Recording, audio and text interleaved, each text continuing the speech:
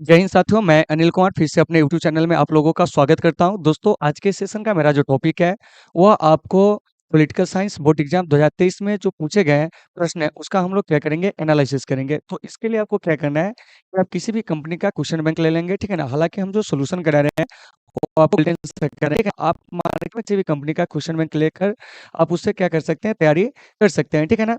और सारे क्वेश्चन को आपको एक एक करके क्या करना है, एनालिसिस कर लेना है, ताकि आपके बोर्ड एग्जाम में आने वाले एक भी प्रश्न है वो आपसे नहीं छूटे। तो चलिए साथियों, आज के इस सेशन को शुरू करते हैं। तो देखिए, आज जो है 2023 का जो आपको पॉलिटिकल साइंस का जो आपको क्लास होगी, वो आपको पहला क्लास होगी, ठीक है ना। इससे पहले जो है एक भी क्लास जो है इसका नहीं हुआ है। तो समझिए कि यह जो है आपको लेक्चर क्या है कि आपको वन है, ठीक है ना। तो चलिए साथियों, इसको हम लोग क्या करते हैं, शुरू करते हैं। तो चलिए देखिए क्या कह रहा है। पहला प्रश्न आज के सेशन का क्या कह रहा है, समझिए। कह रहा है कि सरदार सरोवर बांध, क्या कह रहा है कि सरदार सरोवर बांध जो है वो आपको किस नदी पर है। यही प्रश्न आपसे जो है वो आपको पूछा जा रहा है, ठीक है ना। देखिए, ऑप्शन ए कह रहा है गंगा, यमुना, नर्मदा, सतलज। तो देखिए, तो ये जो सरदार सरोवर बांध है ना, ये आपको यमुना नदी पर है। यानी कि एक का जो ऑप्शन नंबर सी है वो आपको क्या हो जाएगा, सही हो जाएगा। तो फिर यहाँ से एक बात आती है कि सर नर्मदा जो है वो आपको है क्या। तो नर्मदा जो है वो आपको एक नदी है, क्या है, एक नदी है। लेकिन उससे भी पहले यह जान लीजिए कि ये जो सरदार सरोवर बांध है यह है कहाँ। तो यह आपको गुजरात में है। कहाँ है, गुजरात में। यह देखिएगा कि ये जो आप देख रहे हैं, ठीक है ना, सरदार सरोवर बांध, वो कहाँ है बताइए। तो कहेंगे गुजरात में, ठीक है ना। फिर यहाँ से एक प्रश्न है कि बताइए कि नर्मदा जो है वो आपको कहाँ की नदी है, उत्तर भारत की या दक्षिण भारत की या मध्य भारत की। तो देखिए, तो नर्मदा जो है वो आपको मध्य भारत की नदी है। कहाँ की नदी है, मध्य भारत की नदी है। इन चीजों को आपको याद रखना है। और इसकी उत्पत्ति जो होती है वो आपको अमरकंटक पहाड़ी से, कहाँ से होती है, अमरकंटक जो पहाड़ी है, इसी अमरकंटक पहाड़ी से इसकी क्या होती है जानते हैं, कि आपको उत्पत्ति होती है। तो याद रखिएगा कि नर्मदा की अगर पूछा जाए कि बताइए तो उत्पत्ति जो होती है कहाँ से होती है, ठीक है ना। देखिए, ये सब इसलिए भी बता दे रहे हैं ताकि आपको आगे चलकर फ्यूचर में जो है कंपटीशन के एग्जाम में आपको काफी ज्यादा कम देंगे, ठीक है ना। तो देखिए, नर्मदा की जो उत्पत्ति होती है ना, वो आपको अमरकंटक पहाड़ी से, कहाँ से होती है, अमरकंटक पहाड़ी से। और यह जो अमरकंटक पहाड़ी होती है कहाँ, तो आपको मध्य प्रदेश के अंदर। कहाँ है, मध्य प्रदेश के अंदर। तो इन चीजों को आपको अच्छे से याद रखना है। तो फिर यहाँ से एक बात आती है कि ये जो आपको नर्मदा है, ठीक है ना, तो नर्मदा बचाओ एक आंदोलन भी चला था सुश्री मेघा पाटेकर के नेतृत्व में। ये नर्मदा आपको मुख्य रूप से किन राज्यों में बहती है। तो देखिए, मध्य प्रदेश, क्या कहेंगे, मध्य प्रदेश, ठीक है ना। याद रखना है कि नर्मदा कहाँ से बहती है, तब क्या कहोगे, मध्य प्रदेश। मध्य प्रदेश के अलावे यह आपको महाराष्ट्र, क्या है, महाराष्ट्र, ठीक है ना। और महाराष्ट्र के अलावे जो है वो आपको गुजरात, क्या है, गुजरात। तो इन तीन राज्यों में जो है इसका क्या है कि आपको प्रभाव क्षेत्र है। और आपको पता होगा कि ये जो मध्य प्रदेश है और गुजरात, इन दो राज्यों की जीवन रेखा जो कहा जाता है ना, वो आपको नर्मदा को कहा जाता है। क्या कहा जाता है, नर्मदा को। तो अगर आपसे क्वेश्चन पूछा जाएगा कि नर्मदा किन दो राज्यों की जीवन रेखा है, तो आप क्या कहोगे, कहेंगे आपको मध्य प्रदेश। क्या कहेंगे, मध्य प्रदेश। और इसके अलावे जो है आपको गुजरात। इन दो राज्यों की जीवन रेखा जो कहा जाता है, किसको कहा जाता है जानते हैं, तो वह आपको नर्मदा को। तो इन सभी चीजों को आपको अच्छे से याद रखना है। और इसी पर आपको विश्व प्रसिद्ध एक बांध है जिसका नाम है आपको सरदार सरोवर बांध है, ठीक है ना। और सरदार सरोवर बांध है कहाँ, तो आप याद रखेंगे गुजरात में है। तो उम्मीद है साथियों कि आप इसे समझ गए होंगे। तो एक का जो सही आंसर हो जाएगा वो आपको क्या हो जाएगा, तो वो आपको सी हो जाएगा। क्या हो जाएगा, सी हो जाएगा। चलिए अब चलते हैं अगले प्रश्न की ओर। अगला प्रश्न हमारा क्या कह रहा है, इस पर हम लोग बात करते हैं। देखिए यहाँ सुनिए, अगला प्रश्न कह रहा है कि राष्ट्रीय विकास परिषद के अध्यक्ष जो होते हैं वो आपको कौन होते हैं। राष्ट्रीय विकास परिषद यानी कि एनडीसी के बारे में पूछा जा रहा है आपसे। किससे के बारे में, एनडीसी के बारे में। यानी कि एनडीसी बोले तो क्या हो जाएगा, तो नेशनल, क्या हो जाएगा, नेशनल, ठीक है ना, डेवलपमेंट, क्या है, डेवलपमेंट काउंसिल। याद रखिएगा। तो ये जो आपको एनडीसी है साथियों, ठीक है ना, इस एनडीसी के अध्यक्ष कौन होते हैं, यही पूछा जा रहा है। तो देखिए, एनडीसी के जो अध्यक्ष होते हैं ना, वो आपको प्रधानमंत्री, यानी कि ऑप्शन नंबर ए जो है इसका क्या है कि आपको सही आंसर है। तो फिर यहाँ से एक बात आती है कि सर एनडीसी का गठन कब हुआ था। तो देखिए, तो ये जो एनडीसी है इसका जो गठन होता है वो आपको 6 अगस्त 1952 को, कितना को, 6 अगस्त 1952 को एनडीसी का क्या होता है कि आपको गठन होता है। तो इन चीजों को आपको अच्छे से याद रखना है। और एनडीसी के जो आपको अध्यक्ष होते हैं, क्या होते हैं, अध्यक्ष, वो कौन होते हैं, तो हम कहेंगे कि एनडीसी के जो अध्यक्ष होते हैं वे आपको प्रधानमंत्री कौन है, पदेन प्रधानमंत्री। तो फिर यहाँ से एक बात आएगी कि सर एनडीसी का गठन जो किया गया था वो आपको क्यों किया गया था, जरा सा इसके बारे में बताइए। तो देखिए एनडीसी का जो गठन किया गया था, इसके गठन के पीछे एक क्या था कि आपको उद्देश्य था क्या, आपको पंचवर्षीय योजना का अनुमोदन करना। क्या करना? पंचवर्षीय योजना का अनुमोदन करना। तो इस बात को आपको अच्छे से याद रखना है। पंचवर्षीय योजना का क्या करना? अनुमोदन करना। क्या करना? अनुमोदन करना, ठीक है ना। और इसी उद्देश्य से क्या होता है जानते हैं कि आपको एनडीसी का जो होता है वो आपको क्या होता है कि आपको गठन होता है, ठीक है ना। तो फिर यहाँ से एक बात आती है कि सर एनडीसी के अध्यक्ष जो होते हैं वो आपको कौन होते हैं? प्रधानमंत्री। क्या होते हैं? प्रधानमंत्री, ठीक है ना। तो यह क्या करता था? तो पंचवर्षीय योजना की जांच करता था। हालांकि अब जो है आपको पंचवर्षीय योजना बनाने वाली जो संस्था है वो आपको योजना आयोग अब नहीं रही। तो योजना आयोग का जगह जो है वो आपको कौन ले लिया है? तो आपको नीति आयोग। तो इन सभी चीजों को अच्छे से याद रखिएगा। फिर यहाँ से देखिए प्रधानमंत्री। तो प्रधानमंत्री भी कौन है ये बताने की आवश्यकता है नहीं, ठीक है ना। माननीय जो हमारे प्रधानमंत्री अभी श्री नरेंद्र दामोदर दास मोदी, ठीक है ना। वित्त मंत्री जी जो है वो आपको निर्मला सीतारमण, और राष्ट्रपति जी जो है महामहिम श्रीमती द्रौपदी मुर्मू, ठीक है ना, जो कि 15वें क्रम के हैं। तो इन सभी चीजों को याद रखिएगा। और देश के सबसे युवा राष्ट्रपति में अगर गिनती होती है तो आपको द्रौपदी मुर्मू की। तो इन सभी चीजों को देख लेना है। तो देखिए वही कह रहा है कि राष्ट्रीय विकास परिषद के अध्यक्ष कौन होते हैं, मतलब एनडीसी के। तो क्या कहेंगे आपको? पदेन प्रधानमंत्री, ठीक है ना। तो ये सभी चीज आपको अच्छे से आने चाहिए। फिर यहाँ से एग्जाम में कभी कभी प्रश्न ये भी पूछ लिया जाएगा कि बताइए कि अब तक कितनी पंचवर्षीय योजना बन चुकी है। देखिए तो अब तक जो है 12 पंचवर्षीय योजना जो है वो आपको बन चुकी है। क्या है? 12 पंचवर्षीय योजना जो है वो आपको बनकर क्या हो चुकी है कि आपको समाप्त भी हो चुकी है, ठीक है ना। यानी कि पहली पंचवर्षीय योजना जो कि आपको 1951 में बना था, और लास्ट पंचवर्षीय योजना जो है, ठीक है ना, 12वीं पंचवर्षीय योजना वो आपको 2017 में क्या होती है कि आपको समाप्त होती है। मतलब कि पहली पंचवर्षीय योजना की शुरुआत कब हुई थी? तो आपको 1951 में, देखिए याद रखिएगा, ठीक है ना। और 12वीं पंचवर्षीय योजना का अंत कब होता है? तो क्या कहेंगे? 2017 में। उसके बाद से क्या होता है कि नीति आयोग के द्वारा पंचवर्षीय योजना जो होती है वो आपको नहीं बनाई जाती है, क्योंकि ये जो पंचवर्षीय योजना देख रहे हैं, ठीक है ना, यह जो बनाया गया था वो आपको योजना आयोग के द्वारा। लेकिन आपको पता है कि प्रधानमंत्री मोदी जी जब सत्ता में आए थे तो योजना आयोग को क्या कर दिए थे कि आपको भंग कर दिए थे, ठीक है ना। तो इन सभी चीजों को आपको अच्छे से याद रखना है, ठीक है ना। तो देखिए ये जो प्रश्न है 2 नंबर, इसका सही आंसर तो आपको ए हो जाएगा। क्या हो जाएगा? ए हो जाएगा। चलिए चलते हैं अगले प्रश्न को। देखिए क्या कह रहा है, योजना आयोग को भंग कर दिया गया था, अभी जस्ट बताए थे। तो देखिए तो योजना आयोग को 2014 में क्या होता है कि आपको भंग कर दिया जाता है, और इसके स्थान पर क्या होता है 2015 में जो होता है वो आपको नीति आयोग का क्या है, नीति आयोग का जो होता है वो आपको गठन किया जाता है। किसका गठन किया जाता है? नीति आयोग का। तो फिर यहाँ से आपका एक प्रश्न आ गया कि सर नीति आयोग के अध्यक्ष कौन होते हैं? तो देखिए तो नीति आयोग के जो अध्यक्ष होते हैं ना वे आपको प्रधानमंत्री होते हैं। कौन होते हैं? प्रधानमंत्री। तो इन चीजों को आपको याद रखना है। डेट के साथ पूछेगा कि नीति आयोग का गठन कब हुआ था, तो याद रखिएगा 1 जनवरी 2015 को। कितना को? 1 जनवरी 2015 को। और यह कैसी संस्था है? तो भारत की एक थिंक टैंक संस्था है। क्या है? थिंक टैंक संस्था है। तो इन चीजों को याद रखिएगा। तो फिर कभी कभी आपसे एग्जाम में यह पूछ लिया जाता है कि ये जो आपको नीति आयोग है, ठीक है ना, इस नीति आयोग में नीति का पूर्ण रूप जो होगा वो आपको क्या होगा, यानी कि किसका पूर्ण रूप पूछेगा? आपको नीति का पूर्ण रूप। तो देखिए नीति का पूर्ण रूप याद रखिएगा, नेशनल। क्या है? National institution. क्या है? इंस्टीट्यूशन, ठीक है ना। और क्या कहेंगे? ट्रांसफॉर्मिंग। क्या है? ट्रांसफॉर्मिंग, ठीक है ना, इंडिया। इसका मतलब क्या हो गया, ठीक है ना। तो इसका कोई हिंदी अर्थ जो है आ नहीं रहा है, लेकिन फिर भी अगर थोड़ा सा दिमाग लगाइएगा तो आ जाएगा। भारत राष्ट्रीय, क्या है? भारत राष्ट्रीय परिवर्तन संस्थान। देखिए इसका हिंदी नाम देने का प्रयास किए। देखिए यहाँ पे क्या हो जाएगा, तो भारत क्या हो जाएगा? भारत राष्ट्रीय, क्या है? राष्ट्रीय परिवर्तन, क्या है? परिवर्तन संस्थान। यही इसका क्या हो जाएगा, तो आपको पूरा नाम हो जाएगा। तो याद रखिएगा। तो ये कैसी संस्था है? ये आपको एक थिंक टैंक संस्था है, और इसका गठन कब होता है? तो आपको 2015 में जनवरी के अंदर, यानी कि 1 जनवरी 2015 को। और इसके अध्यक्ष कौन होते हैं? तो आपको प्रधानमंत्री। तो देखिए तो ये जो नीति आयोग है इसको, सॉरी, योजना आयोग, इसको भंग कब कर दिया जाता है? तो देखिए 2014 में योजना आयोग को भंग कर दिया जाता है, और उसी के जगह पर एक संस्था आती है 2015 में, जिसका नाम क्या पड़ता है? नीति आयोग। तो आपका प्रश्न क्या कह रहा है बताइए कि योजना आयोग को भंग कर दिया गया था। तो कब कर दिया गया था? तो याद रखिएगा आप 2014 में, ठीक है ना, जब प्रधानमंत्री नरेंद्र मोदी जी सत्ता में आए थे उसके बाद की बात है, ठीक है ना। चलिए अब चलते हैं अगले प्रश्न को। देखिए क्या कह रहा है, सुनिए। कह रहा है कि प्रथम पंचवर्षीय योजना शुरू हुई थी, मतलब कब शुरू हुई थी, ये पूछा जा रहा है। 1950 में, 1951 में, 1971 में, 1991 में, ठीक है ना। तो देखिए तो प्रथम पंचवर्षीय योजना की जो शुरुआत होती है ना साथियों, 1951 में। कितने में होती है? 1951 में। और हमारे यहाँ पंचवर्षीय योजना को ही क्या कहा जाता है जानते हैं? आपको आर्थिक नियोजन क्या कहा जाता है? आर्थिक नियोजन कहा जाता है। तो इन सभी चीज़ों को आपको अच्छे से याद रखना है कि भारत में पंचवर्षीय योजना को ही क्या कहा जाता है? आर्थिक नियोजन। और आर्थिक नियोजन जो है वो आपको किस सूची का विषय है? तो इसे भी आप याद रखिएगा कि आर्थिक नियोजन जो है वो आपको समवर्ती सूची क्या है? समवर्ती सूची का विषय है। और हमारे देश में जो आर्थिक नियोजन है, ठीक है ना, यह आपको सोवियत रूस से प्रेरित है। किससे प्रेरित है?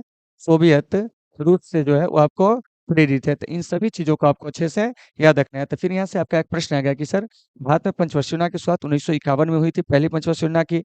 और भी पंचवर्षीय योजना सबके बारे में थोड़ा-सा बता दीजिए, ठीक है ना? तो देखिए, तो यहाँ से हम सारे पंचवर्षीय योजना की क्या है कि कुछ अवधियाँ है उसको हम लोग बता देते हैं। आप इसे अच्छे से याद रखिएगा क्योंकि आपके एग्जाम में सभी पंचवर्षीय योजना की अवधि पूछा जाएगा। तो पहली पंचवर्षीय योजना जो कि 1951 में शुरू हुई थी, 1956 तक चली थी। दूसरा आपको 1956 में शुरू होती है और आपको 1961 में क्या होती है कि आपको समाप्त होती है। तीसरा 1961 में शुरू होती है, 1966 में समाप्त होती है। चौथा 1969 में शुरू होता है, 1974 तक चलती है। पाँचवीं जो है 1974 से लेके आपको 1900 कितना तक जानते हैं? आपको 78 तक चलती है। उसके बाद जो है छठी 1980 से 1985। देखिए सारे का याद रखना है आपको, ठीक है ना? उसके बाद है 1985 से 1990, वो आपको 7वीं। उसके बाद है आपको 8वीं। तो 8वीं जो है 1992 से 1900 कितना चलता है जानते हैं? तो आपको 97। उसके बाद जो है 9वीं, तो यह आपको 1997 से हो जाएगा आपको 2002। और उसके बाद 10वीं, तो यह याद रखेंगे 2002 से 2007। कभी-कभी ये भी प्रश्न पूछ लिया जाता है कि 10वीं पंचवर्षीय योजना कब आपको समाप्त हुई थी? तो 2000 कितना में जानते हैं? तो आपको 7 में। तो ऐसे याद वाला इसको बढ़िया से रखना है, मतलब स्टार्टिंग डेट को भी याद रखना है और साथ-साथ आपको जब एंड होता है, वो भी आपको ईयर को याद रखना है। तो देखिए, तो यहाँ से याद रखेंगे 11वीं का 2007 से 2012। और उसके बाद जो 12वीं है ना, उसका जो है वो आपको 2012 से 2017, ठीक है ना? तो देखिए, तो आपके एग्जाम में ऐसे प्रश्न पूछे जाते हैं, क्या है? पूछे जाते हैं। जैसे आपसे क्वेश्चन पूछ लिया जाएगा कि 12वीं पंचवर्षीय योजना की अवधि क्या थी? तो क्या कहोगे? 2012 से 2017, यानी कि 12वीं पंचवर्षीय योजना 2017 में क्या होती है कि आपको समाप्त होती है। ये भी पूछ लिया जाएगा। पहली पंचवर्षीय योजना की अवधि तो 1951 से 1956। तो देखिए, तो इस प्रकार के बहुत सारे प्रश्न जो होते हैं आपके एग्जाम में जो होते हैं पूछे जाते हैं, ठीक है ना? और भारत में जो पहली पंचवर्षीय योजना थी वो आपको डेट के साथ याद रखिएगा। 1 अप्रैल 1951 को क्या हुई थी? सॉरी, हाँ, मतलब शुरू हुई थी। और 31 मार्च 1956 को ये क्या होता है जानते हैं? समाप्त होता है। 1 अप्रैल और 31 मार्च का क्या कनेक्शन है? आपको इसे भी याद रखना है, ठीक है ना? जैसे आप लोग सुने होइएगा फाइनेंशियल ईयर, तो सरकार का जो वित्तीय वर्ष होता है ना साथियों, ठीक है ना? वो आपको 1 अप्रैल से 31 मार्च, तो याद रखिएगा 1 अप्रैल से 31 मार्च जो है क्या है? 31 मार्च वो क्या होता है जानते हैं? तो यह आपको भारत सरकार का जो होता है वो आपको फाइनेंशियल ईयर होता है। क्या होता है? फाइनेंशियल ईयर होता है। तो इन सभी चीज़ों को आपको अच्छे से याद रखना है। तो आपका प्रश्न 4 नंबर क्या कह रहा है कि प्रथम पंचवर्षीय योजना कब शुरू हुई थी? आप याद रखेंगे 1951 में, यानी कि ऑप्शन नंबर बी जो है साथियों इसका सही आंसर है। चलिए अब चलते हैं अगले प्रश्न की ओर। देखिए अगला प्रश्न क्या कह रहा है? कह रहा है कि पंचायती राज भारत में कैसी है? तो देखिए, तो भारत में जो पंचायती राज है ना साथियों वो आपको त्रिस्तरीय है। कैसा है? त्रिस्तरीय, यानी कि ऑप्शन नंबर जो बी है इसका क्या है कि आपको सही आंसर हो जाएगा, ठीक है ना? पंचायती राज कैसे त्रिस्तरीय है? तो देखिए, तो इस डायग्राम को जरा सा आप लोग देखिएगा और यहाँ से आपको समझ में आ जाएगा कि भारत में जो पंचायती राज वो कैसा है। तो क्या कहेंगे? तो आपको त्रिस्तरीय। देखिए, त्रिस्तरीय कहने का मतलब क्या हुआ, इस सब पर हम लोग बात करेंगे। तो देखिए, तो सबसे पहले हो जाएगा आपको ग्राम स्तर पर। क्या हो जाएगा? ग्राम स्तर पर, ठीक है ना? क्योंकि पंचायती राज का ये सबसे निचला हिस्सा है, ठीक है ना? उसके बाद जो हो जाएगा आपको प्रखंड स्तर। क्या हो जाएगा? प्रखंड स्तर। और उसके बाद जो हो जाएगा जिला स्तर। क्या हो जाएगा? जिला स्तर। तो देखिए, तो पंचायती राज का जो सबसे निचला स्तर है ना वो आपको क्या है? ग्राम स्तर। क्या है? ग्राम स्तर। उच्च स्तर पूछेगा तो हो जाएगा आपको जिला स्तर। तो ग्राम स्तर पर गिर कर क्या होता है इसे भी जान लीजिए, ठीक है ना? तो ग्राम स्तर पर आपको मिलेंगे ग्राम पंचायत। क्या मिलेंगे? ग्राम पंचायत। प्रखंड स्तर पर मिलेंगे आपको पंचायत समिति। क्या मिलेंगे? पंचायत समिति। और उसके बाद जिला स्तर पर जो मिलेंगे वो आपको जिला परिषद। क्या मिलेंगे? जिला परिषद। तो इन चीजों को आपको अच्छे से याद रखना है। तो फिर यहाँ से एक बात और आएगी। क्या आएगी? एक बात और आएगी। क्या एक बात और आएगी कि सर ग्राम पंचायत के जो प्रमुख होते हैं वो आपको कौन होते हैं, ठीक है ना? तो ग्राम पंचायत के जो प्रमुख होते हैं साथियों वो आपको मुखिया होते हैं। कौन होते हैं? मुखिया। याद रखिएगा ये सब आपके एग्जाम में पूछे जाते हैं। पंचायत समिति के जो प्रमुख होते हैं उसको हम लोग प्रमुख कहते हैं। क्या कहते हैं? प्रमुख कहते हैं, यानी कि पंचायत समिति अपने में से एक अध्यक्ष का चुनाव करता है, जिसको हम लोग क्या कहते हैं, प्रमुख कहते हैं। और जिला परिषद अध्यक्ष जो होते हैं ना, जिला परिषद, सभी जिला परिषद के अध्यक्ष को, तो उसको हम लोग कहते हैं जिला परिषद अध्यक्ष। क्या कहते हैं? जिला परिषद अध्यक्ष। तो जितने भी जिला परिषद होते हैं, अपने में से एक अध्यक्ष को क्या करते हैं कि आपको चुनते हैं। तो अगर आपसे प्रश्न पूछा जाए कि बताइए कि भारत में पंचायती राज कैसा है, तो क्या कहोगे कि सर वह त्रिस्तरीय है, और त्रिस्तरीय पंचायती राज का जो सुझाव दिए थे वो आपको बलवंत राय मेहता ने दिए थे। तो इन सभी चीजों को आपको अच्छे से याद रखना है, ठीक है ना। तो फिर यहाँ से एक बात आती है कि सर भारत में पंचायती राज की शुरुआत कब होती है। तो देखिए, तो भारत में अगर पंचायती राज की शुरुआत की अगर बात किया जाए, ठीक है ना, तो हो जाएगा आपको 2 अक्टूबर, ठीक है ना, 1959 को भारत में पंचायती राज व्यवस्था की शुरुआत होती है। कहाँ से होती है जानते हैं? वो आपको राजस्थान के क्या है, राजस्थान के क्या कहेंगे जानते हैं, नागौर जिला से। कहाँ से? राजस्थान के नागौर जिला से पंचायती राज व्यवस्था की क्या होती है कि आपको शुरुआत होती है। तो इन चीजों को आपको अच्छे से याद रखना है। और इसके जो उद्घाटनकर्ता होते हैं वो कौन होते हैं, तो आपको पंडित नेहरू होते हैं। तो इन सभी चीजों को अच्छे से याद रखना है। और इस पंचायती राज व्यवस्था को जो संवैधानिक मान्यता दिया जाता है वो किस संविधान संशोधन द्वारा, आप याद रखिएगा, 73वें संशोधन द्वारा। क्या है?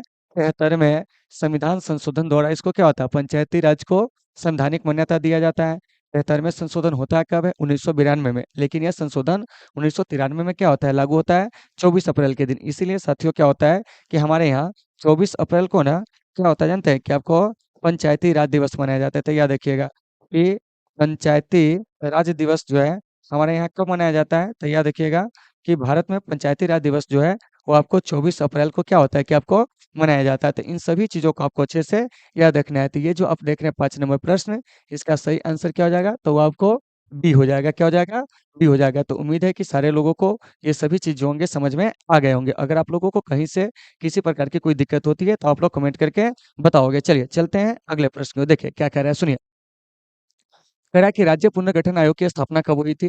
तो देखिए, राज्य पुनर्गठन आयोग की जो स्थापना होती है वो आपको 1953 में, याद रखिएगा क्या होती है, स्थापना जो होती है 1953 में। इससे संबंधित कौन कौन क्वेश्चन पूछा जाएगा इसको जान लीजिए, ठीक है ना। 1955 में यह अपना क्या करता है कि आपको रिपोर्ट देता है। क्या है? रिपोर्ट देता है। और इसी के रिपोर्ट के आधार पर 1956 में क्या होता है कि आपको राज्य पुनर्गठन अधिनियम बनता है। क्या बनता है? राज्य पुनर्गठन अधिनियम। क्या है? अधिनियम बनता है। तो देखिए, तो इन सभी चीजों को आपको अच्छे से याद रखना है। तो अगर मैं आपसे प्रश्न पूछूं कि बताइए कि राज्य पुनर्गठन अधिनियम जो है कब बना था, तो क्या कहिएगा? 1956 में, ठीक है ना। और ये जो राज्य पुनर्गठन आयोग है उसने भारत में राज्यों की रचना जो सुझाया था, मतलब वो किस आधार पर हो, ठीक है ना, तो वो आपको भाषा के आधार पर। तो अगर आपसे क्वेश्चन पूछा जाएगा कि बताइए कि भारत में राज्यों का जो पुनर्गठन किया गया था वो किस आधार पर, तो आप क्या कहोगे जानते हैं? तो आपको भाषा के आधार पर, किसके आधार पर? भाषा के आधार पर, ठीक है ना। और भाषा के आधार पर बनने वाला जो पहला राज्य था वो आपको कौन था जानते हैं? तो आपको आंध्र प्रदेश था। तो इन चीजों को भी आपको अच्छे से याद रखना है। तो आपके एग्जाम में क्वेश्चन पूछा जाएगा कि राज्य पुनर्गठन आयोग के ने किस आधार पर राज्यों के गठन की सिफारिश किया था, तो क्या कहेंगे जानते हैं? आपको भाषा के आधार पर। और इस राज्य पुनर्गठन आयोग के जो अध्यक्ष थे, क्या थे? अध्यक्ष वो कौन थे? तो आपको न्यायमूर्ति फजल अली। कौन थे? न्यायमूर्ति क्या कहेंगे जानते हैं? तो आपको फजल, क्या है, फजल अली जो थे राज्य पुनर्गठन आयोग के क्या थे जानते हैं? तो वो आपको अध्यक्ष थे। क्या थे? अध्यक्ष थे। तो इन चीजों को आपको अच्छे से याद रखना है। चलिए अब हम यहाँ से थोड़ा सा इसको क्या कहते हैं, रिवीजन में ले लेते हैं। जैसे देखिए कि राज्य पुनर्गठन आयोग ने किस आधार पर भारत में राज्यों की रचना की सिफारिश किया था? भाषा के आधार पर। चलिए, भाषा के आधार पर जो आपको पहला राज्य बना था, कौन बना था? तो आपको आंध्र प्रदेश बना था। कब जानते हैं? 1953 में। उसके बाद है राज्य पुनर्गठन आयोग ने अपनी रिपोर्ट कब दी थी? 1955 में। उसके बाद है 1956 में क्या हुआ था? राज्य पुनर्गठन अधिनियम जो है वो आपको बना था। तो ये सभी चीजों को आपको अच्छे से याद रखना है। जहां भी दिक्कत हो आप लोग कमेंट करके बताओगे। तो देखिए, तो 6 नंबर प्रश्न का सही आंसर क्या हो जाएगा? तो आपको एक, क्योंकि यहाँ पर स्थापना की बात पूछ रहा है, यहाँ पर रिपोर्ट की बात हो जाता तो आपको 1955 पूछता कि राज्य पुनर्गठन अधिनियम कब बना था, तब होता आपको 1956 होता, ठीक है ना। तो इन सभी चीजों को अच्छे से आपको याद रखना है। चलिए अब चलते हैं अगले प्रश्न की ओर। अगला प्रश्न हमारा क्या कर रहा है, इस पर हम लोग चर्चा करते हैं। देखिए क्या कह रहा है, सुनिए। कह रहा है कि संविधान में धर्मनिरपेक्ष शब्द जो है अब जोड़ा गया है, ठीक है ना। ऑप्शन ए कह रहा है 1975, 1976, 1977, 1971। तो देखिए, संविधान की प्रस्तावना में धर्मनिरपेक्ष शब्द जो है वो आपको 1976 में जोड़ा गया था। तो 1976 में कौन कौन शब्द सब जोड़ा गया था उसको देख लीजिए। तो एक तो हो जाएगा सबसे पहले आपको पंथ निरपेक्ष। क्या हो जाएगा?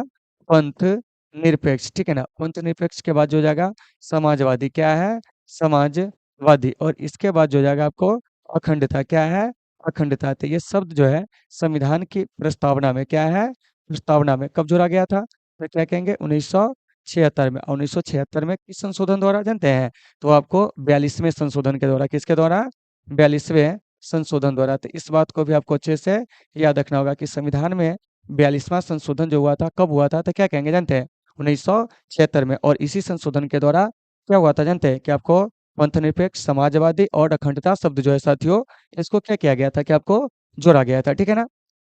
और अब तक हमारे संविधान की प्रस्तावना में मात्र एक बार संशोधन हुआ है, क्या है, एक बार संशोधन हुआ। और वह संशोधन कब हुआ था जानते हैं 1976 में। तो आपसे कभी कभी क्वेश्चन पूछ लिया जाएगा कि संविधान की प्रस्तावना में अब तक कितने बार संशोधन हुआ है, तो आप क्या कहोगे कि एक बार हुआ है। कितने बार हुआ है, एक बार हुआ है, ठीक है ना। और एक बार जो संशोधन हुआ था कब हुआ था 1976 में, और संशोधन का क्रम क्या था, तो आपको 42, क्या है, 42। तो इन चीजों को आपको अच्छे से क्या करना है कि आपको याद रखना है। चलिए फिर यहाँ से एक चीज और आएगा कि संविधान की प्रस्तावना में भारत शब्द का उल्लेख कितने बार है, तो संविधान की प्रस्तावना में भारत शब्द का उल्लेख जो है वो आपको कितने बार, दो बार है, ठीक है ना। तो इन सभी चीजों को अच्छे से याद रखना है। चलिए अब हम लोग चलते हैं आगे। अगला प्रश्न क्या कह रहा है, लेकिन इससे पहले इसका सही आंसर जो हो जाएगा वो आपको भी हो जाएगा। देखिए तो 42वां संशोधन 1976 में हुआ था, इसको याद रखिएगा।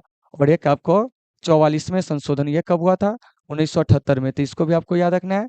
52वें संशोधन कब हुआ था, तो ये आपको 1985 में, इसको भी याद रखिएगा। उसके बाद आपको 73वां, ठीक है ना, और आपको 74वां, ये दोनों संशोधन कब हुआ था 1992 में। देखिए जो कुछ पूछे जाते हैं उसको आपको याद रखना है, ठीक है ना। इसके अलावा आपको पहला संविधान संशोधन, पहला संविधान संशोधन जो होता है 1951 में। तो देखिए तो यहाँ से जो कुछ भी आपको बताया गया है सबको आपको अच्छे से याद रखना है कि संविधान में पहला संशोधन कब, 1951 में। और इसी के द्वारा संविधान में 9वीं अनुसूची जो थी साथियों, उसको क्या किया गया था कि आपको जोड़ा गया था। चलिए अब चलते हैं अगले प्रश्न को, ठीक है ना। उम्मीद है सारे लोगों को ये सभी प्रश्न जो होंगे समझ में आ गए होंगे। अगर कहीं से कोई दिक्कत होती है तो आप कमेंट करके बताओगे ताकि आपकी समस्या का समाधान हम कर सके। चलिए चलते हैं अगले प्रश्न को। देखिए अगला प्रश्न क्या कह रहा है, सुनिए।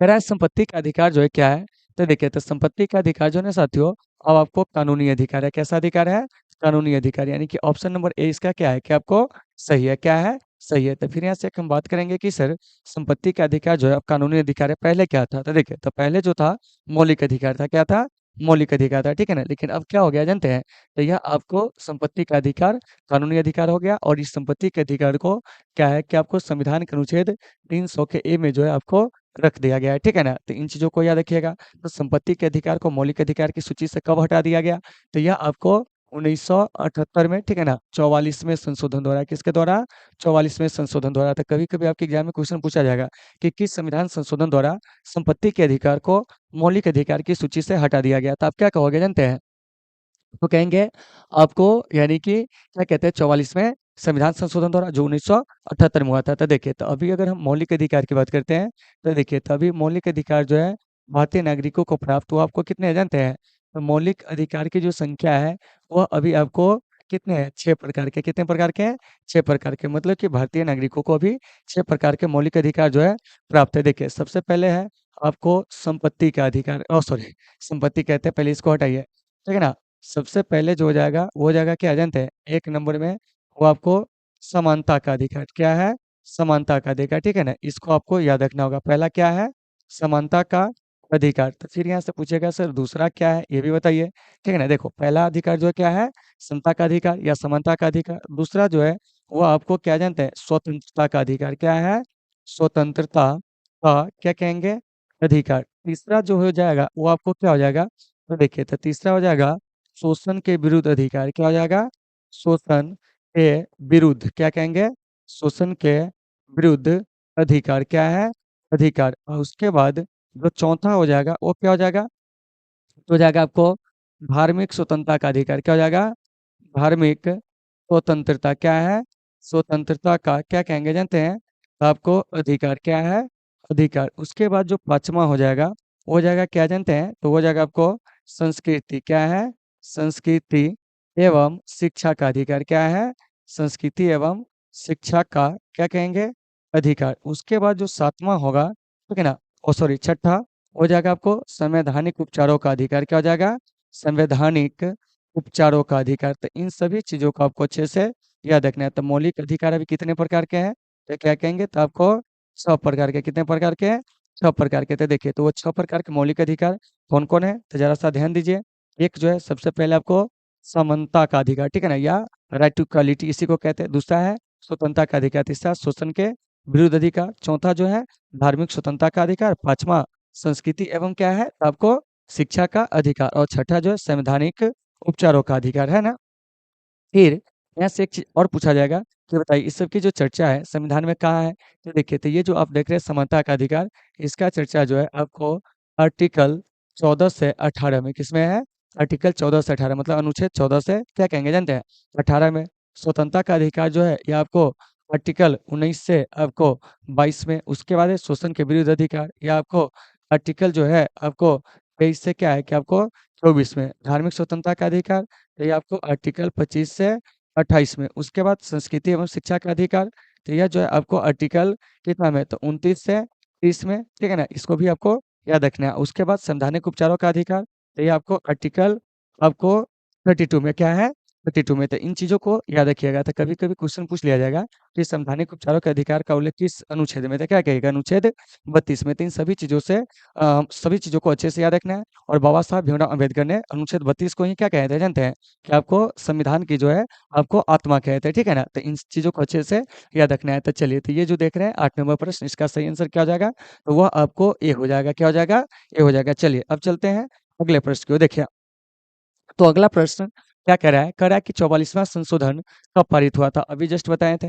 तो देखिए, तो 44वां संशोधन जो है वो आपको 1978 में क्या है, 1978 में। तो देखिए, तो कुछ संशोधन है जिसको आपको याद रखना चाहिए, ठीक है ना। देखिए, जैसे पहला संशोधन क्या है, पहला संशोधन संविधान में कब हुआ था, 1951। उसके बाद आप याद रख सकते हो सातवां सातवां संशोधन 1956। उसके बाद है आपको 21वां संशोधन, क्या है, 21वां 1967 में। उसके बाद हो जाएगा आपको 26वें संशोधन, ठीक है ना। तो 26वां संशोधन जो होता है वो आपको कब जानते हैं, तो 1971 में। उसके बाद आपको याद रखना होगा 36वें संशोधन, ठीक है ना। तो 36वें संशोधन कब होता है, 1975 में। उसके बाद है आपको 42वें संशोधन, यह आपको 1976 में होता है। उसके बाद है 44वें संशोधन, ठीक है ना, यह आपको 1978 में होता है। कितने में होता है, 1978 में। देखिए, इन चीजों को याद रखिएगा। उसके बाद जो है और भी संशोधन है, जैसे आपको 52वां संशोधन, तो 52वां संशोधन कब होता है, 1900 कितना में, तो आपको 85 में। उसके बाद 61वां संशोधन, यह कब होता है, 1989 में। उसके बाद है आपको 73वां संशोधन, 73वां संशोधन कब होता है, 1992 में। उसके बाद है 74वां संशोधन, यह कब होता है, 1992 में। उसके बाद है आपको 92वां संशोधन, यह कब होता है, तो 2003 में। कितना में, 2003 में। एक याद रखिएगा 96वां संशोधन, उड़ीसा का नाम बदलकर जो है, ठीक है ना, ओडिशा किया गया था। तो यह आपको 2011 में क्या है, 2011 में। तो देखिए, तो यहाँ पे कुछ संशोधन का ईयर है जिसको आपको याद रखना है। आपके एग्जाम में अब तक कौन कौन पूछा गया है, जैसे 44वां संशोधन कब हुआ था, तो क्या कहोगे, 1978 में। 42वां कब हुआ था, 1976 में, ठीक है ना। पहला कब हुआ था, 1951 में। सातवां कब हुआ था, 1956 में, ठीक है ना। उसके बाद 26वां कब हुआ था, 1971 में। तो ये सब आपको पूछे जा चुके हैं, ठीक है ना। इधर आइएगा, तो आपको ये 52वां संशोधन दल बदल से संबंधित है, ये भी पूछा गया है। 61वां मताधिकार से संबंधित है। 73वां 74वां जो है आपको स्थानीय निकायों से संबंधित है। तो देखिए, तो जितने भी संशोधन है ना, सबको आपको क्या करना है, अच्छे से याद रखना है। और आप लोगों को समझ में आ रही है या नहीं आ रही है, आप लोग कमेंट करके बताओगे, ठीक है ना। चलिए अब चलते हैं आगे। अगला प्रश्न क्या कह रहा है, पहले इसका आंसर जान लीजिए, डी हो जाएगा। क्या हो जाएगा, डी। चलिए देखिए क्या कह रहा है, सुनिए।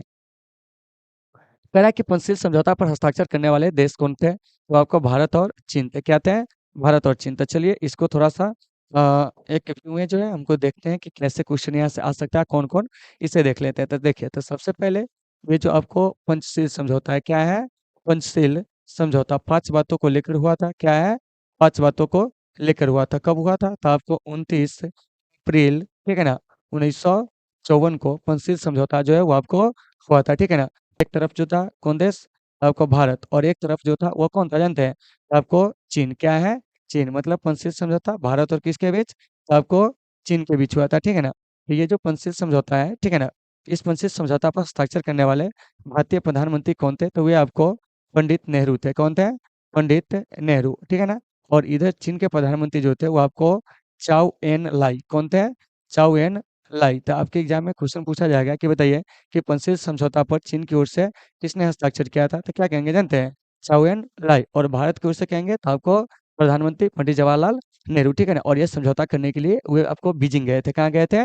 बीजिंग गए थे। तो इन चीजों को भी आपको अच्छे से क्या करना है, याद रखना है। तो उम्मीद है कि सारे लोगों को ये सभी चीज समझ में आ गए होंगे, ठीक है ना। तो 10 का सही आंसर आपको सी हो जाएगा। चलिए आगे चलते हैं। देखिए कह रहा है कि निम्न में से कौन भूमिबद्ध देश है, ठीक है ना, यानी लैंडलॉक, ठीक है ना। देखिए मालदीव, नेपाल, पाकिस्तान, बांग्लादेश। तो ये जो हो जाएगा ना, वो आपको नेपाल, क्योंकि नेपाल जो है चारों तरफ से जो है वो आपको स्थल से घिरा हुआ है, ठीक है ना। तो इसका जो सही आंसर हो जाएगा वो आपको क्या हो जाएगा जानते हैं? बी। क्या है? बी। जबकि मालदीव जो है एक आपको द्वीपीय देश है। क्या है? द्वीपीय देश है। अरब सागर के क्या है कि आपको, सॉरी अरब सागर कहते हैं, यानी कि हिंद महासागर में यह आपको स्थित है। भारत पाकिस्तान जानते हैं हमसे आपको बॉर्डर शेयर जो करता है वो स्थल से भी और साथ साथ जल से भी। तो यह लैंडलॉक तो होने का सवाल ही नहीं है, ठीक है ना। तो देखिए तो यहाँ दिए गए ऑप्शन में लैंडलॉक देश अगर पूछेगा तो वो कौन हो जाएगा? तो आपको नेपाल हो जाएगा। इसमें जितने भी देख रहे हैं ना, सब भारत के क्या है कि आपको पड़ोसी देश है। तो भारत के पड़ोसी देश को एक ट्रिक से भी आप याद रख सकते हैं। वो ट्रिक क्या है? तो आपको बचपन में क्या है, बचपन में क्या किया जानते हैं? तो आपको एमबीए किया। क्या किया? एमबीए किया, ठीक है ना। तो अगर ये चीज आपको याद रहेगा तो आप आसानी से क्या कर सकते हैं कि भारत के सभी पड़ोसी देश का नाम जो है बता सकते हैं। देखिए क्या कह रहा है कि बचपन में क्या किया बताइए तो? आपको एमबीए किया। तो बस से क्या हो जाएगा? तो आपको बांग्लादेश क्या हो जाएगा? बांग्लादेश, ठीक है ना। याद रखिएगा। देखिए ये सब छोटी छोटी चीज सब है, आप इसे देख सकते हो, ठीक है ना। चलिए च से जो हो जाएगा वो क्या हो जाएगा? तो आपको चीन। चीन के बाद बस से क्या हो जाएगा? तो आपको पाकिस्तान क्या हो जाएगा? पाकिस्तान। उसके बाद न से क्या हो जाएगा?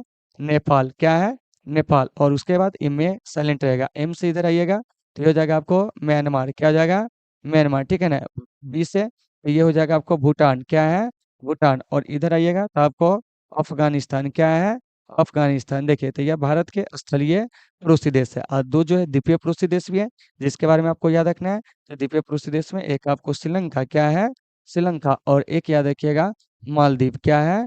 मालदीव। ये जो है भारत के क्या है जानते हैं कि आपको पड़ोसी देश सब है। क्या है? पड़ोसी देश है। तो इन चीजों को भी आप अच्छे से क्या कर सकते हो, याद रख सकते हो। और जहां भी दिक्कत हो आप कमेंट करके बताओगे। तो देखिए तो 11 नंबर प्रश्न का सही आंसर क्या हो जाएगा? तो आपको बी हो जाएगा। चलिए चलते हैं नेक्स्ट प्रश्न की ओर। देखिए क्या कह रहे हैं।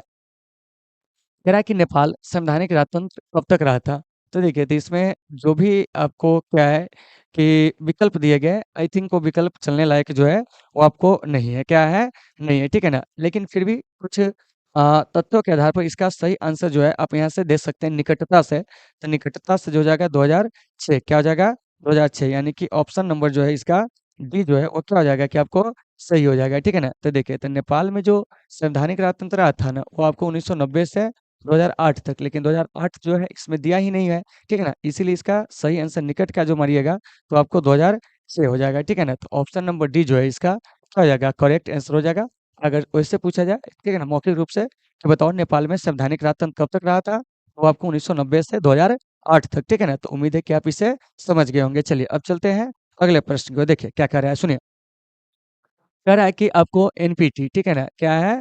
एनपीटी यानी कि न्यूक्लियर, ठीक है ना, सॉरी, हाँ, न्यूक्लियर नॉन प्रोलिफरेशन ट्रीटी पर हस्ताक्षर जो है कब हुआ था? तो देखिए तो हस्ताक्षर जो हुआ था ना 1900 कितना में जानते हैं? 68 में। क्या है? 68 में। लेकिन ये जो एनपीटी है लागू हुआ था 1970 में। क्या है? 1970 में। तो देखिए तो एनपीटी जो था एक आपको भेदभावपूर्ण संधि था, ठीक है ना, जो दुनिया के 5 महाशक्ति के अलावा किसी अन्य को जो है वो आपको परमाणु संपन्न होने नहीं देना चाहता था, ठीक है ना। तो यहाँ से एक बात आती है कि सर एनपीटी का मतलब क्या हो जाएगा? अभी आपको समझाया है क्या है कि आपको न्यूक्लियर। क्या है? न्यूक्लियर, ठीक है ना। नन क्या है? नन प्रोलीफेरेशन। क्या है? प्रोलीफेरेशन, ठीक है ना। ट्रीटी क्या है? ट्रीटी। तो इस बात को आपको अच्छे से याद रखना है। देखिए कि एनपीटी का मतलब क्या हो जाएगा? तो न्यूक्लियर नन प्रोलीफरेशन ट्रीटी। और एनपीटी संधि कब अस्तित्व में आता है? तो 1900 आपको कितना में जानते हैं? 68 में। तो यहाँ से कुछ चीज याद रखिएगा। एनपीटी 1900 कितना में? 68 में, ठीक है ना। उसके बाद है आपको पीटीबीटी। क्या है? पीटीबीटी। यह आपको 1963 में जो है आपको अस्तित्व में आया था, यानी पार्शियल टेस्ट बैन ट्रीटी। उसके बाद एक चीज और याद रखिएगा, सीटीबीटी। क्या है? सीटीबीटी। तो सीटीबीटी कब अस्तित्व में आता है?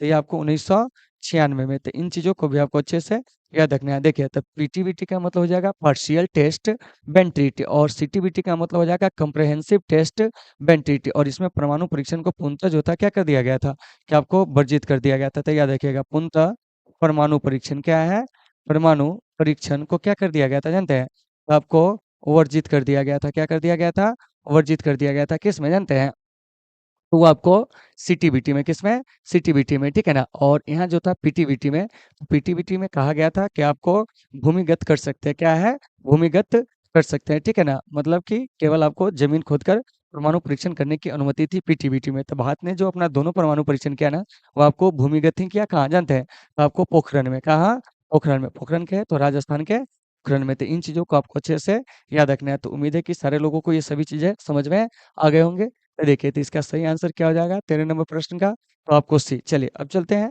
अगले प्रश्न को। देखिए, अगला प्रश्न हमारा क्या कर रहा है, इस पर चर्चा करते हैं। देखिए, कह रहा है कि सुरक्षा परिषद के अस्थायी सदस्यों की संख्या कितनी है। तो देखिए, तो सुरक्षा परिषद में अस्थायी सदस्यों की संख्या जो हो जाएगा, वो आपको कितना जानते हैं, तो आपको 10। तो याद रखिएगा, सुरक्षा परिषद में अस्थायी क्या है, अस्थायी सदस्य पूछेंगे तो 10, अस्थायी पूछेंगे तो वो आपको क्या जानते हैं, 5। ये परमानेंट है, क्या है, परमानेंट है। कुल सदस्य पूछेंगे तो वो आपको 15, क्या है, 15। तो आइए थोड़ा सा इसके स्ट्रक्चर को हम बना देते हैं, ठीक है ना, कि यूएन आपको सिक्योरिटी काउंसिल क्या है, इस पर हम लोग बात करेंगे। तो देखिए, यूनाइटेड नेशन सिक्योरिटी काउंसिल, यानी कहने का मतलब हो गया आपको संयुक्त राष्ट्र सुरक्षा परिषद। तो इसमें दो प्रकार के सदस्य होंगे, ठीक है ना। एक आपको अस्थाई, क्या है, अस्थाई। और एक जो हो जाएंगे ना, वो आपको अस्थाई, क्या हो जाएंगे, अस्थाई। तो देखिए, अस्थाई सदस्य जिसकी संख्या आपको 5 है, अस्थाई का जो कितना है, आपको 10। और टोटल सदस्य पूछेंगे तो कितना, तो आपको 15, क्या है, 15। तो देखिए, तो अस्थाई में कौन कौन है, जरा सा इसको भी आप लोग देख लीजिए, ठीक है ना।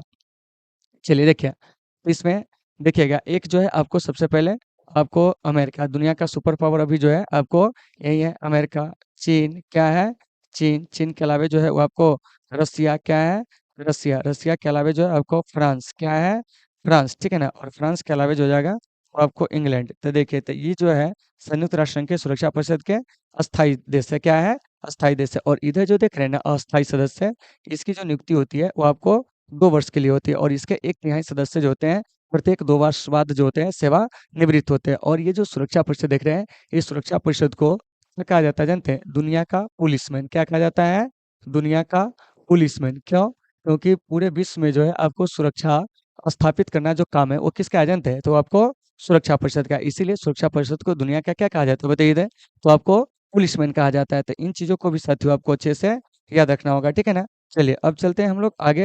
अगला प्रश्न हमारा जो है वो क्या कह रहा है, इस पर चर्चा करेंगे। तो इस प्रश्न का जो सही आंसर हो जाएगा, अस्थायी सदस्यों की संख्या पूछ रहा है, तो ऑप्शन नंबर 20 का क्या हो जाएगा, तो आपको सही हो जाएगा। चलिए अब चलते हैं नेक्स्ट प्रश्न, क्या कह रहा है सुनिए। कह रहा है कि संयुक्त राष्ट्र संघ दिवस जो है वो आपको कब मनाया जाता है, यही प्रश्न जो है आपसे पूछा जा रहा है। देखिए, कह रहा है आपको ऑप्शन ए 24 सितंबर को, 28 सितंबर को, 24 अक्टूबर को, 28 अक्टूबर को। तो इसका सही आंसर हो जाएगा, आपको क्या जानते हैं, 24 अक्टूबर। क्या हो जाएगा, 24 अक्टूबर। क्योंकि ये जो आप देख रहे हैं यूएनओ, ठीक है ना, इसका गठन ही होता है 24 अक्टूबर, कितना को जानते हैं, 1945 ईस्वी को संयुक्त राष्ट्र संघ का क्या होता है, कि आपको गठन होता है, क्या होता है, गठन होता है। तो इस बात को याद रखिएगा। और इसका मुख्यालय पूछेंगे, क्या पूछेंगे, मुख्यालय, ठीक है ना। तो इसका जो मुख्यालय है वो आपको कहाँ है, तो देखिए, तो संयुक्त राष्ट्र संघ का जो मुख्यालय है ना, वो आपको न्यूयॉर्क में है। कहाँ है, न्यूयॉर्क में, ठीक है ना। तो इन चीजों को आपको अच्छे से याद रखना है कि संयुक्त राष्ट्र संघ का मुख्यालय क्या है, न्यूयॉर्क में। और पूछेंगे कि इसके आपको वर्तमान में जो सदस्य है देश है वो कितने हैं इसमें। तो देखिए, तो वर्तमान सदस्य की अगर बात किया जाए संयुक्त राष्ट्र संघ में, तो आपको 193, क्या है, 193, ठीक है ना। तो इन चीजों को आपको अच्छे से याद रखना है। फिर है कि आपको इसके संस्थापक सदस्य कितने थे, तो देखिए, इसके जो संस्थापक सदस्य थे वो आपको 50 थे, क्या थे, 50 थे। और इसका जो 51वां सदस्य देश जो बना था वो आपको पोलैंड बना था। तीन चीजों को याद रखिएगा, ठीक है ना। और इसके जो सबसे बड़े अधिकारी होते हैं, ठीक है ना, वो आपको महासचिव होते हैं। कौन होते हैं, महासचिव। तो याद रखिएगा कि संयुक्त राष्ट्र संघ के जो सबसे बड़े अधिकारी होते हैं वो कौन होते हैं, महासचिव। और इस प्रकार से संयुक्त राष्ट्र संघ के प्रथम महासचिव जो थे वो आपको ऋग्वेली थे। कौन थे, ऋग्वेली, जो कि आपको नॉर्वे के थे। कहाँ के थे, नॉर्वे के थे। इन चीजों को आपको अच्छे से याद रखना था। कभी कभी प्रश्न पूछ लिया जाएगा कि संयुक्त राष्ट्र संघ के जो आपको प्रथम महासचिव थे वो कौन थे, ऋग्वेली, जो कि कहाँ के थे, हम क्या कहेंगे जानते हैं, तो वो आपको नॉर्वे के थे। तो उम्मीद है कि आप इसे समझ गए होंगे। चलिए अब चलते हैं अगले प्रश्न को। लेकिन इसका सही आंसर तो आपको पहले सी हो जाएगा, क्या हो जाएगा, सी हो जाएगा। चलिए देखिए नेक्स्ट प्रश्न क्या कह रहे हैं। देखिए, कह रहा है कि निम्न में से कौन जी8 का सदस्य नहीं है? तो देखिए, तो जी8 के सदस्य में आइएगा तो आपको चाइना नहीं हो जाएगा। हालाँकि अब जी8 जो है आपको नहीं है, ठीक है ना? पहले जी8 था, लेकिन आपको क्या है कि 2014 में एक मामला आप जानते होइएगा इंटरनेशनल जो आपको पॉलिटी है उसका, जिसमें क्रीमिया के बारे में आप लोग सुने होइएगा, ठीक है ना?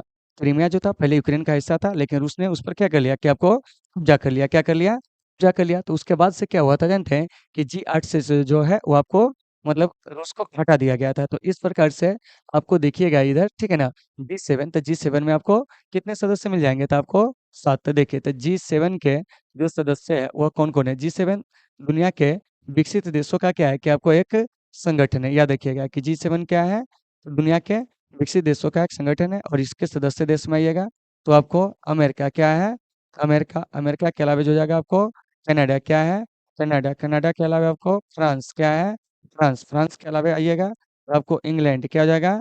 इंग्लैंड, इंग्लैंड के अलावा आपको जर्मनी क्या है? जर्मनी, जर्मनी के अलावा आपको जापान क्या है? जापान। तो देखिए तो टोटल कितने हुए? 1, 2, 3, 4, 5, 6। एक छूट कौन रहा है? देखिए जैसे अमेरिका, ठीक है ना? कनाडा, ठीक है ना? इसके अलावा आपको क्या हो जाएगा? फ्रांस, ठीक है ना? इंग्लैंड, जर्मनी, जापान और एक जो है आपको इटली, क्या है?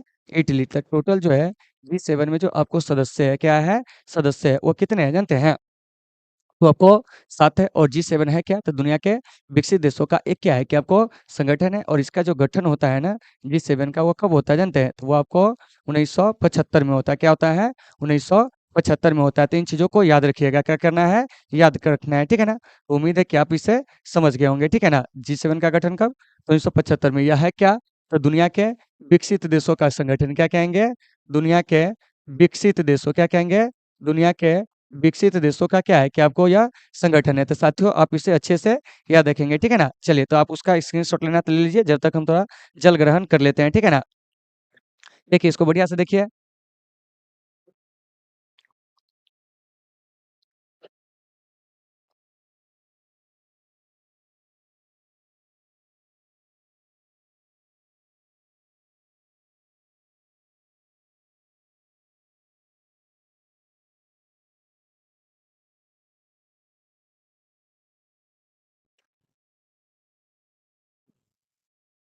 देखिए, लिख लिए होंगे आप लोग, ठीक है ना? चलिए अब देखते हैं, अगले प्रश्न को चलते हैं। अगला प्रश्न क्या कह रहा है? लेकिन इसका जो सही आंसर हो जाएगा पहले, वो आपको क्या हो जाएगा? डी। क्या हो जाएगा?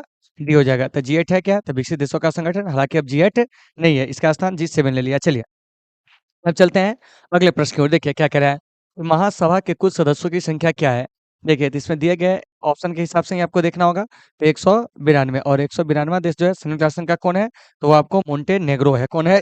मोंटेनेग्रो, ठीक है ना? तो इसका सही आंसर जो हो जाएगा वो आपको बी हो जाएगा। और वर्तमान में जो संयुक्त राष्ट्र संघ में जो सदस्यों की संख्या है वो आपको कितनी है जानते हैं? तो आपको 193 है। तो देखिए ये सभी चीज़ आपको अच्छे से याद रखना है, ठीक है ना? तो 193वां देश जो है इसका वो आपको क्या जानते हैं? तो आपको दक्षिणी सूडान क्या कहेंगे?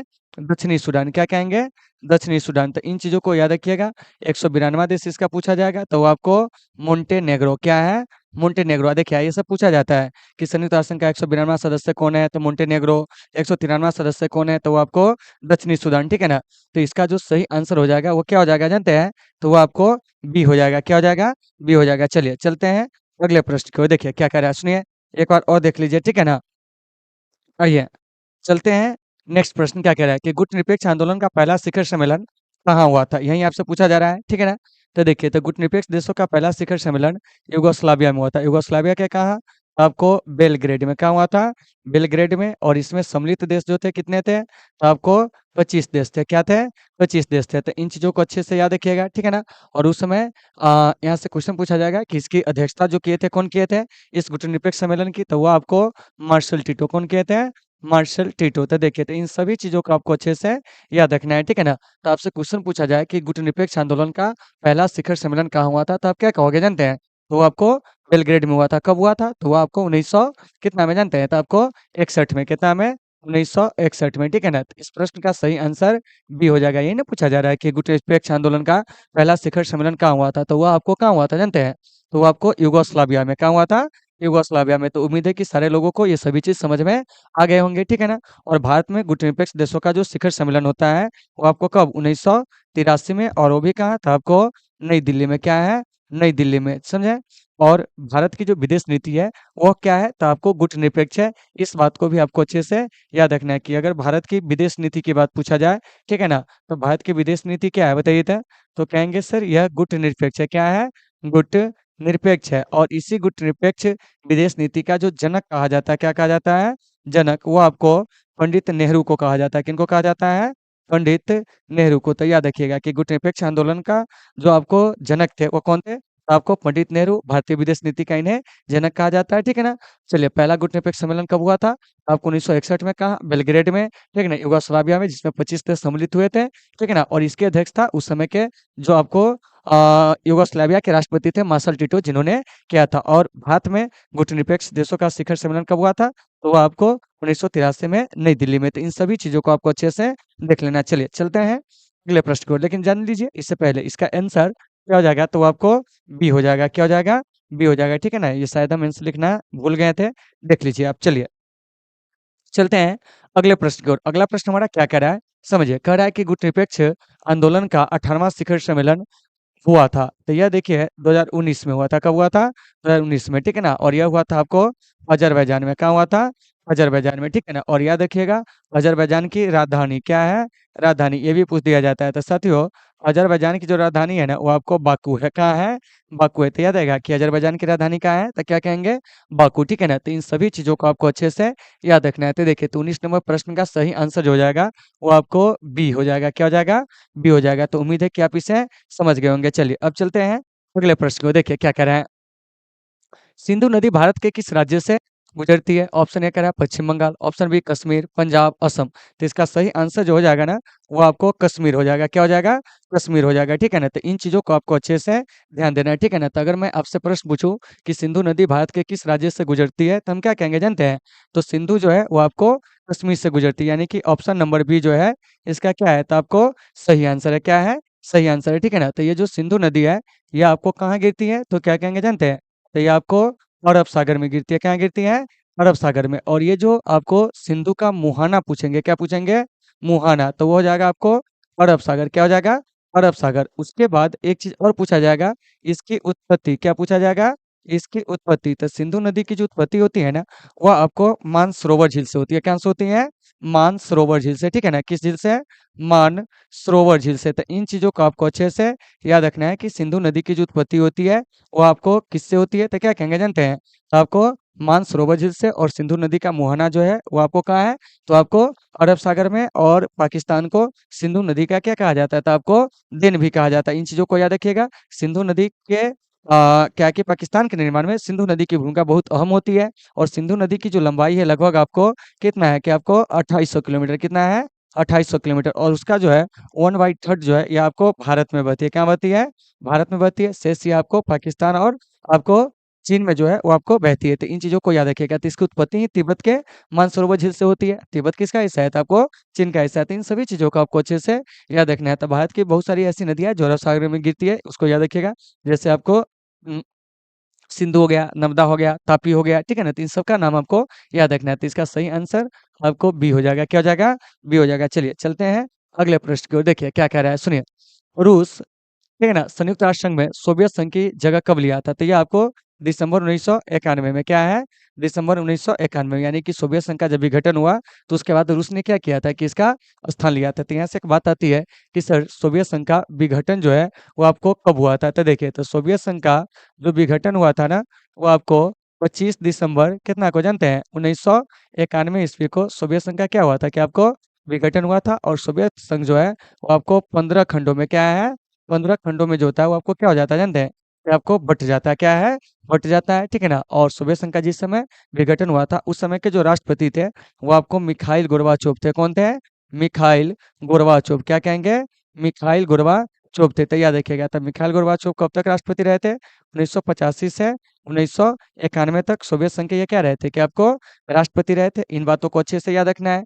दूसरी बात आपको क्या याद रखना है कि आपको जो नवनिर्मित रूस था, क्या था? नवनिर्मित रूस था, उसके प्रथम राष्ट्रपति कौन बने थे? तो वो आपको बोरिस येल्त्सिन कौन बने थे? बोरिस येल्त्सिन क्या है? येल्त्सिन। तो आपसे क्वेश्चन पूछा जाएगा कि सोवियत संघ के विघटन के बाद जो आपको रूस बना था, उस रूस के प्रथम राष्ट्रपति कौन बने थे? तो बोरिस येल्त्सिन कौन बने थे? Boris Yeltsin. तो यह प्रथम राष्ट्रपति थे। यहाँ से क्वेश्चन पूछेंगे सोवियत संघ के अंतिम राष्ट्रपति, तो कहिएगा मिखाइल गोर्बाचोव। और मिखाइल गोर्बाचोव के बारे में आप लोग जानते होइएगा कि इन्होंने क्या किया था जानते हैं? कि आपको पेरेस्ट्राइका और आपको क्या कहते हैं जानते हैं? कि आपको ग्लासनोस्त की जो नीति है, उसको क्या किए थे कि आपको शुरू किए थे। तो इन सभी चीज़ों को आपको अच्छे से याद रखना है। तो देखिए, तो इसका सही आंसर आपको बी हो जाएगा। क्या हो जाएगा? बी हो जाएगा, ठीक है ना? चलिए, अब चलते हैं आगे। कह रहा है कि बर्लिन की दीवार कब गिरी थी? तो देखिए, ये जो बर्लिन की दीवार है ना, ये पश्चिमी जर्मनी और पूर्वी जर्मनी के बीच में जो था, वो आपको क्या किया था कि आपको एक समझिए दूरी का काम किया था, ठीक है ना? मतलब बर्लिन के दीवार के द्वारा ही पश्चिमी जर्मनी और पूर्वी जर्मनी के लोगों को बटा गया था। तो ये जो बर्लिन की दीवार है, इसको 1989 में क्या होता है? गिरा दिया जाता है, यानी ऑप्शन नंबर ए इसका सही है। देखिए, और 1990 में फिर से क्या होता है? शीत युद्ध काल में जर्मनी का एकीकरण होता है। क्या होता है? जर्मनी का एकीकरण। क्या है? जर्मनी का एकीकरण होता है। अर्थात इसका मतलब ये हुआ कि आपको पश्चिमी जर्मनी क्या है? पश्चिमी जर्मनी और प्लस आपको पूर्वी जर्मनी क्या है? पूर्वी जर्मनी दोनों जो होता है आपको एक हो जाता है। क्या है? एक हो जाता है। तो यहाँ से एक बात आती है कि सर बर्लिन का दीवार बना कब था? तो देखिए, बर्लिन का दीवार जो है 1961 में इसका क्या हुआ था जानते हैं? कि आपको निर्माण हुआ था। क्या हुआ था? निर्माण हुआ था। तो याद रखिएगा कि बर्लिन की दीवार का जो निर्माण होता है, वो आपको कब होता है? 1961 में होता है। और बर्लिन का जो दीवार होता है, इसको गिराकर ही क्या होता है कि आपको जर्मनी का एकीकरण 1990 में शीत युद्ध काल में किया जाता है। तो बर्लिन की दीवार को गिराया कब जाता है? 1989 में। हालांकि अगर शीत युद्ध काल से पहले की बात करेंगे, जब जर्मनी 300 छोटे-छोटे गणराज्यों में विभाजित था, तब आपको जर्मनी का एकीकरण जो है, वो आपको कौन किया था जानते हैं? बिस्मार्क किया था। कौन किया था? बिस्मार्क 1871 में। तो उस बात को याद रखिएगा। लेकिन यहाँ हम शीत युद्ध काल में क्या है कि आपसे पूछ रहे हैं। चलिए, चलते हैं अगले प्रश्न की ओर। देखिए, अगला प्रश्न क्या कह रहा है कि बोल्शेविक पार्टी, ठीक है ना, की स्थापना की गई थी कब? मतलब किसके द्वारा? तो देखिए, तो बोल्शेविक कम्युनिस्ट पार्टी की स्थापना लेनिन के द्वारा किया गया था। देखिए, और ये जो बोल्शेविक क्रांति है, ये कब होती है? तो ये आपको 1917 में नवंबर का वो क्या होता है कि आपको महीना होता है। और इस बोल्शेविक क्रांति का जो नेतृत्व करते हैं, क्या करते हैं? नेतृत्व आपको लेनिन करते हैं। और इसी के द्वारा क्या होता है कि आपको केरेंस्की को सत्ता से क्या होता है कि आपको हटाया जाता है, ठीक है ना? तो अगर आपसे मैं प्रश्न पूछूं कि बताइए बोल्शेविक क्रांति कब हुआ था, तो क्या कहोगे? नवंबर 1917 में। किसके नेतृत्व में हुआ था? तो लेनिन के नेतृत्व में। और लेनिन जो है इनका पूरा जीवन काल 1870 से 1924। तो इन चीजों को याद रखिएगा। और ये जो थे लेनिन, ठीक है ना, रूस में नई आर्थिक नीति लागू करने के लिए क्या होते हैं कि आपको जाने जाते हैं 1921 में। न्यू इकोनॉमिक पॉलिसी जो है रूस में जो लागू किए थे, कौन किए थे? तो आपको लेनिन ने ही लागू किए थे। तो इन चीजों को आपको अच्छे से याद रखना है। कब लागू किए थे जानते हैं? तो आपको 1921 में। इसके अलावा यूएसएसआर का ये क्या किए थे कि आपको गठन किए थे। तो इसके संस्थापक और प्रथम महासचिव जो थे यूएसएसआर के, वो कौन थे? तो जानते हैं? लेनिन। तो यहाँ से एक बात आती है, यूएसएसआर का मतलब क्या हो जाएगा? तो देखिए, union of Soviet socialist Republic. इसका गठन जो होता है कब होता है? आपको 1900 कितना में? 22 में। कितना में? 1922 में। और इसका गठन करते हैं कौन है? तो आपको लेनिन। और लेनिन ही इसके क्या होते हैं कि आपको प्रथम महासचिव और इसके संस्थापक बनते हैं। तो इन सभी चीजों को साथियों आपको अच्छे से याद रखना है। तो उम्मीद है कि आप इन चीजों को समझ गए होंगे। क्या होंगे? समझ गए होंगे। चलिए, अब चलते हैं अगले प्रश्न की ओर। लेकिन उससे पहले इसका सही आंसर क्या हो जाएगा? तो आपको ए हो जाएगा। चलिए देख लीजिए अब क्या कह रहा है, सुनिए। कह रहा है कि शीत युद्ध कालखंड क्या था 1914 से 1919, 1939, 1945, 1945, 1991।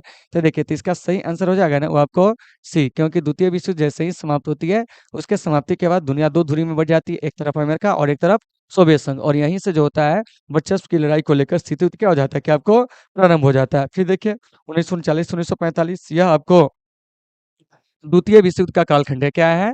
द्वितीय विश्व युद्ध का क्या है जानते हैं? क्या आपको कालखंड है? किसका कालखंड है बताइए थे? द्वितीय विश्व युद्ध का, ठीक है ना? 1939 से 1945 तीन चीजों को याद रखिएगा। 1914 से 1918 अगर कहेंगे तो ये आपको प्रथम विश्व युद्ध का कालखंड है। क्या है? प्रथम विश्व युद्ध। इन बीच में क्या हुआ था कि आपको चला था। तो देखिए, तो इस सभी चीज को याद रखिएगा। तो प्रथम विश्व युद्ध के बाद क्या था जानते हैं? तो आपको इंग्लैंड क्या है? इंग्लैंड और आपको फ्रांस जो था, वो आपको मतलब विश्व महाशक्ति के रूप में उभरा था। वहीं द्वितीय विश्व युद्ध के बाद अमेरिका और सोवियत संघ, और इन दोनों देशों ने ही क्या किया था जानते हैं? कि आपको अपने अपने प्रभुत्व को स्थापित करने के उद्देश्य से शीत युद्ध को क्या करता है कि आपको जन्म देता है। और इस शीत युद्ध का अंत कब होता है? 1991 में, जब सोवियत संघ का क्या हो जाता है कि आपको विघटन हो जाता है। चलिए, अब चलते हैं अगले प्रश्न की ओर देखिए, अगला प्रश्न क्या कह रहा है? अमेरिकी प्रभुत्व की शुरुआत कब होती है? तो जब सोवियत संघ का विघटन होता है, उसके बाद जो होता है, अमेरिकी प्रभुत्व का क्या होता है कि आपको शुरुआत होता है, यानी कि 1945 से 1991 तक। देखिए, याद रखिएगा 1945 से 1991 तक जो हमारी दुनिया होती है, इस दुनिया पे 2 देशों का वर्चस्व होता है। एक आपको सोवियत संघ मतलब यूएसएसआर और एक आपको अमेरिका यूएसए क्या है? यूएसए। लेकिन जैसे ही आपको 25 दिसंबर क्या है? 25 दिसंबर 1991 को सोवियत संघ का जब विघटन होता है, क्या होता है? विघटन होता है। उसके बाद दुनिया में क्या होता है जानते हैं? कि आपको अमेरिका का प्रभुत्व जो होता है वो आपको स्थापित होता है। क्या है? स्थापित होता है। तो वही ना कह रहा है कि अमेरिकी प्रभुत्व की शुरुआत कब हुई थी? तो क्या कहोगे? 1991 में। तो उम्मीद है साथियों कि आपको ये सारे चीज़ होंगे वो आपको समझ में आ गए होंगे। अगर आपको इसमें कहीं से किसी प्रकार की कोई समस्या होती है तो आप कमेंट करके बताओगे ताकि आपकी समस्या का हम हर हाल में समाधान कर सकें। तो चलिए साथियों, आज के इस सेशन को हम लोग यहीं पे क्या करते हैं कि आपको समाप्त करते हैं। मिलेंगे फिर कल आपसे एक नेक्स्ट क्लास में। जब तक के लिए आप सभी साथियों से शुभ विदा। Take care all of you.